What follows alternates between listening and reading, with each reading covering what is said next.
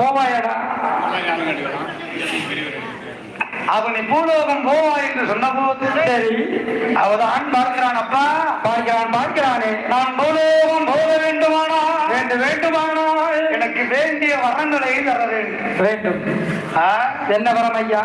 நான் ஆடிய தில்லையோடும் காடலிலே அந்த மையான காடலிலே மாணிக்க அந்த மையான காட்டில் சுட பேச்சு என்று ஒரு பீடம் அது போட்டு சுடலை என்று பீடம் போட்டு என்று எதிர்பீடம் போட்டு முப்பீடம் போட்டு 8 நாளா சரி ஓட்டு கூட எனக்கு நடத்தி தந்தையானா தெய்வ கல்யாணோட ரத்தமாது சரி இந்த பூசை